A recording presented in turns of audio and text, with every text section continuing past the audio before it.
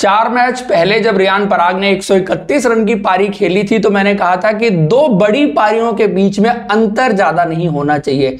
तो रियान पराग ने मेरी बात को कुछ ज्यादा ही सीरियसली ले लिया और 4 मैचेस के अंदर 3 ऐसी पारियां उन्होंने खेली हैं जो आपको डेकेड्स में देखने को मिलती हैं। अनबिलीवेबल इनिंग्स में कहूंगा जो 3 की तीनों रियान पराग ने खेली हैं और स्पेशली ये जो 95 रन की पारी फाइनल में आई है ये भी देखने लायक पारी थी। और तीनों पारियां ऐसी सिचुएशन में आई हैं, पहले मैच में 57 पर 5 या 6 विकेट गिरे थे, वहां से 337 बना। दूसरे मैच में 143 पर 4 जब वो बल्लेबाजी करने के लिए आए और 30 ओवर हो चुके थे, वहां अगले 20 ओवर के अंदर उन्होंने जो बल्लेबाजी की और टीम के टोटल को 325 तक लेके गए। और कल के फाइनल में जब 72 पर 4 थी ईस्ट जोन की टीम, उस वक्त वो बल्लेबाजी करने के लिए आए और 65 गेंदों पर 95 रन की पारी उन्होंने खेली और ओवरऑल उन्होंने 68 गेंदों पर जो है वो रन टोटल बनाए हैं और आउट होकर के गए हैं।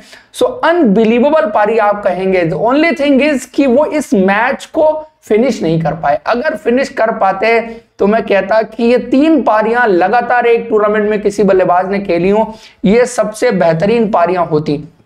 लेकिन फिर भी जिस तरह से उन्होंने ओवरऑल बल्लेबाजी की है, टूर्नामेंट में सबसे ज्यादा रन बनाने वाले खिलाड़ी, गेंदबाजी में भी अगर वो सारे मैच खेले होते तो डेफिनेटली वो टूर्नामेंट के टॉप विकेट टेकर भी हो सकते थे। हालांकि वो टॉप 5 में है, 11 विकेट उनके नाम है। सबसे ज्यादा विकेट विद्युत कबीरप्पा ने 13 विकेट लिए हैं इस टूर्नामेंट में। तो अगर वो सारे मैचेस खेलते तो डेफिनेटली वो टॉप विकेट टेकर भी हो सकते थे।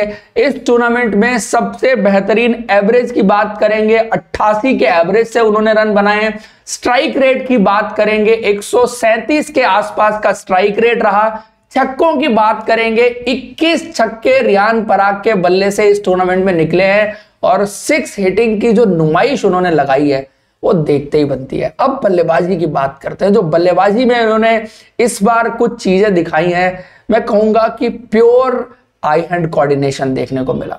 फीट तो हिलते ही नहीं है। शायद आप कहेंगे कि ये कंसर्निंग चीज है, ये आप कहेंगे कि बहुत अच्छी चीज नहीं है क्रिकेट के पॉइंट ऑफ व्यू से, बट जो हैंड आई कोऑर्डिनेशन है और जो फास्ट हैंड, बिकॉज आप देखेंगे कि लेंथ छोटी नहीं है, फिर भी रियान पराग उस गेंद को पिक करके जिस तरह से मार दे रहे हैं, it is just because of fast hand.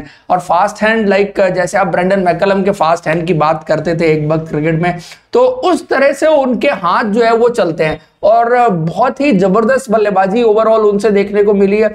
बड़ा डिसाइसिव थे, कौन सी गेंद पीछे खेलनी है, कौन सी गेंद आगे खेलनी है। फीट मूवमेंट नहीं है, बिल्कुल नहीं है, फीट मूवमेंट बिल्कुल नहीं जाएंगे। बट आप देखेंगे कि मार्कवाज जिस तरह से बल्लेबाजी करते थे, बॉडी पीछे आगे जाती है बट पैर आगे पीछे नहीं जाते। बड़ी इंटरेस्टिंग चीज है, लेकिन बहुत ही इफेक्टिव उन्होंने रहे हैं ओवरऑल इस टूर्नामेंट में। जो उन्होंने बल्लेबाजी की है, चाहे बैकफुट से पिकअप करके शॉट मारे हों, सामने से शॉट मारे हों, और specially just shot of good length गेंद गिरती है उसको पिक करके जितने लंबे लंबे और पावरफुल सिक्सेस उन्होंने मारे हैं, that shows the special ability, talent and skill आप बात करेंगे। और इसीलिए आप इस तरह की हिटिंग आपने देखी है। 11 छक्के उन्होंने 131 रन की पारी खेली थी तब मारे, 5 उन्होंने दूसरे मैच में मारे और 5 उन्होंने कल के दिन छक्के मारे। तो छक्कों की तो उन्होंने पूरी एक तरह से नुमाइश सी लगा दी। बाकी चौके और जो ओवरऑल बल्लेबाजी की है वो सब अपनी जगह, लेकिन गेंदबाजी जो उन्होंने इंप्रूव की है पिछले रणजी ट्रॉफी से मैं देख रहा हूं, इवन जो लिमिटेड ओवर भी खेले थे रणजी ट्रॉफी से पहले, विजय हजारे और जो सैयद मुश्ताक अली ट्रॉफी थी, वहां पर भी उन्होंने विकेट लिए थे। और उनसे पोस्ट मैच के बाद गेंदबाजी के बारे में पूछा गया तो उन्होंने कहा कि मैं जिस फ्रेंचाइजी में खेल रहा हूं, आर अश्विन और यूजी चहल, वहां पर 2 बेहतरीन स्पिनर हैं, उनसे मैं अपनी गेंदबाजी पर बात करता रहता हूं और इंप्रूवमेंट जो देखने को मिल रहा है गेंदबाजी में, ये सब उनके इनपुट्स हैं जिस पर मैंने काम किया है और इसलिए आपको ये गेंदबाजी इंप्रूव्ड नजर आ रही है। और कल के दिन जो उन्होंने साई सुदर्शन को जिस तरह से आउट किया, वो प्रॉपर ऑफ स्पिन वाली गेंद थी, जैसे आप आर अश्विन को, क्विंटन डिकॉक को आउट करते हुए देखते हैं। और जिस तरह से गेंद वो उन्होंने रिलीज की, टर्न हुई और जाके विकेट कीपर ने कॉट बिहाइंड किया। सो गेंदबाजी में बहुत कमाल का इंप्रूवमेंट उनकी देखने को मिला है। So as a package, as a allrounder, बहुत ही बेहतरीन खिलाड़ी बन के इन टर्म्स ऑफ परफॉर्मेंस भी उभर रहे हैं। बाकी फील्डिंग तो आप जानते हैं कि आप हमेशा उनको वो हॉटस्पॉट्स पर फील्डिंग करते हुए देखते हैं जहां पर आपको तेज फील्डर चाहिए होते हैं। सो एज अ पैकेज बहुत बेहतरीन खिलाड़ी बन के उभर रहे हैं। लेकिन उनकी परफॉर्मेंस के बीच में एक खिलाड़ी की परफॉर्मेंस थोड़ी सी दब गई है, वो खिलाड़ी है कुमार कुसागर। जितनी पारियां उन्होंने खेली हैं, हर पारी में उनका साथ देने वाला खिलाड़ी था कुमार कुसागर, और सिर्फ 18 साल का विकेट कीपर बैट्समैन। आप सब पूछ रहे थे कि अगले साल अंडर 19 वर्ल्ड कप होगा, सो इंडियन टीम को कौन रिप्रेजेंट कर सकता है, उस टीम का कप्तान हो सकता है, उस टीम में जगह बना सकता है। आई थिंक जो मैच्योरिटी कुमार कुसागर ने ओवरऑल इन 3 मैचेस में जो 3 पारियां उन्होंने भी खेली, एक 98 ऑड रन की पारी थी, एक कल का 50 था और एक और 50 प्लस रन की पारी थी। सेंचुरी नहीं बनी, बट जिस तरह से पार्टनरशिप बिल्ड की और जो डिस्कशन दोनों खिलाड़ियों के बीच हुआ, प्लान्स को एग्जीक्यूट किया और जो ओवरऑल बल्लेबाजी और जो डोमिनेशन देखने को मिला है, बहुत ही इंप्रेसिव खिलाड़ी साथ में वो भी रहे हैं और जबरदस्त बल्लेबाजी उनकी तरफ से भी देखने को मिली है। लेकिन जो टोटल पहली पारी में साउथ जोन की टीम ने बना दिया था, वो चेज डाउन करना इतना आसान था नहीं। रोहन कनम्मुल ने जो बल्लेबाजी की है कल के दिन, बहुत ही जबरदस्त। आप देखते हैं कि फाइनल मैच में 68 गेंदों पर सेंचुरी बहुत बड़ी चीज है, और जिस तरह से उन्होंने स्टार्ट किया, ही टुक हिज चांसेस। जनरली आजकल आपने देखा है कि जो पावर प्ले में बल्लेबाजी करते हैं तो शॉट लगाने की कोशिश होती है, बट उन्होंने ज्यादातर शॉट जो लगाए वो 30 यार्ड सर्कल के ऊपर से ही शॉट लगाए। जनरली ओपनर्स को आप देखते हैं कि चांसेस लेते हैं, अलोंग द ग्राउंड खेलने की कोशिश करते हैं, बट उनके जो सारे शॉट्स थे, चाहे वो कवर के ऊपर से गए हों, चाहे कट उन्होंने मारे हों, चाहे लेग साइड पर मारे हों, कदमों का इस्तेमाल बहुत अच्छा कर रहे थे। इवन अगेंस्ट फास्ट बॉलर्स भी बात करेंगे, और इस टूर्नामेंट में वो भी टॉप रन गेटर में रहे। वो दूसरे नंबर पर रन बनाने के मामले में रहे, रियान पराग ने सबसे ज्यादा बनाए, उसके बाद दूसरे नंबर पर रोहन कनम्मुल रहे। और सिर्फ ये फाइनल की पारी नहीं, उन्होंने इससे पहले 2-3 पारियां इस टूर्नामेंट में और बहुत बेहतरीन खेली है। केरला से आने वाला बहुत ही टैलेंटेड खिलाड़ी है, आप ओवरऑल कहेंगे। और फाइनल मैच में इस तरह की सेंचुरी जो डिसाइडिंग हो, और उन्होंने मैच शुरू के 10 ओवर में ही ऑलमोस्ट डिसाइड कर दिया था कि ये किस तरफ जा रहा है, क्योंकि 10 ओवर में 80 के आसपास रन बन गए थे। और 68 बॉल सेंचुरी फाइनल में इतनी आसान नहीं होती। जो हम इंडियन टीम के साथ बात करते हैं ना, कि आप जाके बड़ा कॉशियस स्टार्ट करते हैं, आप सिचुएशन असेस करते रह जाते हैं जब तक सामने वाली टीम आप पर हावी हो जाती है।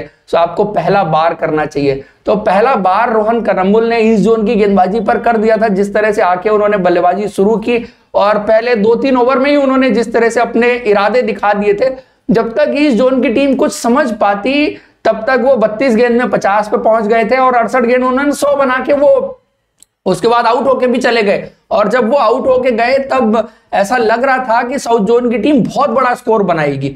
वो तो बीच में कोलैप्स हुआ, उस वजह से ये 328 रन ही बने। अदरवाइज इससे भी बड़ा टोटल ओवरऑल आपको मैच में देखने को मिल सकता था। मयंक अग्रवाल दूसरी तरफ, जिनके लिए रणजी ट्रॉफी का सीजन भी बहुत जबरदस्त गया था, सबसे ज्यादा रन बनाने वाले खिलाड़ी थे। दिलीप ट्रॉफी में भी उन्होंने बहुत अच्छा किया, लगातार कंसिस्टेंट रन बनाए, और यहां पर भी उन्होंने ऑलमोस्ट हर मैच में रन बनाए। एक मैच में जो वो बिना बॉल खेले 0 पर ही आगे चले गए थे, बिकॉज बॉल लग गई थी, उनको रिटायर आउट होकर जाना पड़ा था। अदरवाइज मयंक अग्रवाल ने ऐसा कोई मैच नहीं छोड़ा जिसमें उन्होंने रन नहीं बनाए। फाइनल में भी उन्होंने रन बनाए। तो बहुत कंसिस्टेंसी उनकी बल्लेबाजी में ओवरऑल देखने को मिली है, और अच्छा प्रदर्शन ओवरऑल कहेंगे।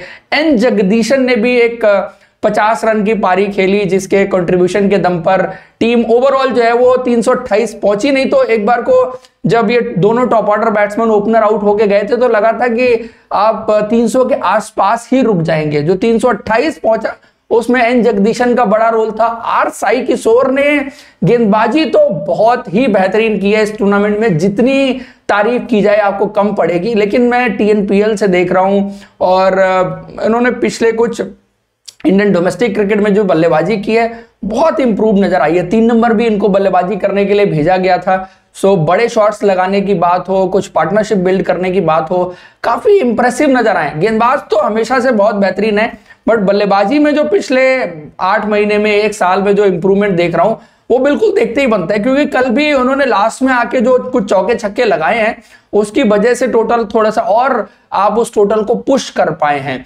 बाकी मैच में जो डिसाइडिंग चीज रही है, आप गेंदबाजी की बात करेंगे साउथ जोन के लिए, और जो तीनों तेज गेंदबाज विद्वत कबीरप्पा, वासुकी कौशिक और विजय कुमार, इन तीनों ने यह दिखाया कि अगर आपके पास मजबूत गेंदबाजी है तो आप किसी भी टीम को हरा सकते हैं। और सिर्फ इन तीन तेज गेंदबाजों की बात नहीं है, इस टीम में चौथे स्पिनर जो है वो, चौथे गेंदबाज और स्पिनर जो है वो आर साई किशोर हैं। उसके बाद आप देखेंगे कि वाशिंगटन सुंदर भी इस टीम में है। तो एज अ बॉलिंग यूनिट ये कंप्लीट टीम नजर आ रही थी और सबसे बेहतरीन बॉलिंग यूनिट इस टूर्नामेंट की रही। चाहे तेज गेंदबाजों को देखें, वो भी अमंग द विकेट रहे, साथ में स्पिनर्स ने बहुत जबरदस्त गेंदबाजी की और स्पेशली आर साई किशोर ने जिस तरह से विकेट निकाले, तो ये उनके डोमिनेशन की वजह रही। 6 मैचेस खेले साउथ जोन की टीम ने और 6 के 6 मैचेस उन्होंने जीते। बल्लेबाजों में तो कभी कोई इधर गया कोई उधर गया, कभी किसी ने बनाए कभी नहीं बनाए, बट गेंदबाजों में एक आपको कंसिस्टेंट परफॉर्मेंस देखने को मिली है। विद्वत कबीरप्पा सबसे ज्यादा विकेट लेने वाले खिलाड़ी इस टूर्नामेंट में रहे, साथ में उन्होंने दिलीप ट्रॉफी में भी सबसे ज्यादा विकेट लिए थे और उसके बाद उन्होंने यहां पर भी सबसे ज्यादा विकेट लिए हैं। वासुकी कौशिक, उनकी थोड़ी सी बात मैं करूंगा कि जो इकोनॉमी रेट है उनका बहुत इंप्रेसिव है। फाइनल में 3 विकेट उन्होंने लिए और पिछले साल जब विजय हजारे ट्रॉफी हो रही थी तो अंडर 3 के इकोनॉमी से उन्होंने पूरे सीजन गेंदबाजी की थी और इस टूर्नामेंट में भी अगर आप उनका इकोनॉमी देखेंगे तो 3 के थोड़ा सा ऊपर है।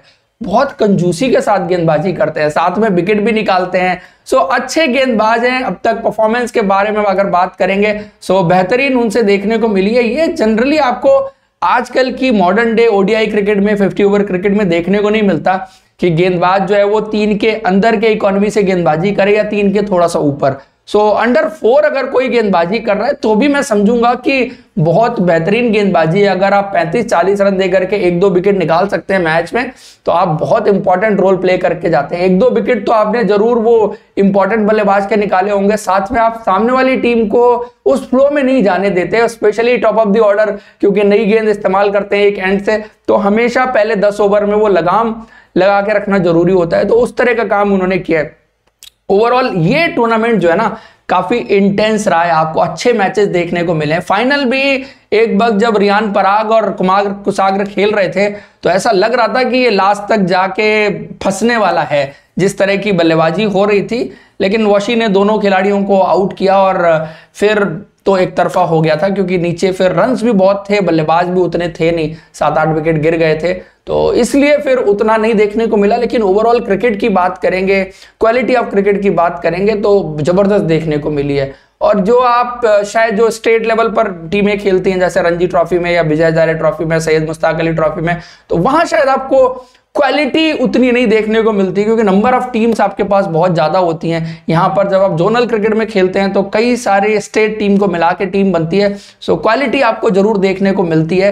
वो आपको इन दोनों टूर्नामेंट में देखने को मिली है, चाहे दिलीप ट्रॉफी हो या देवधर ट्रॉफी हो।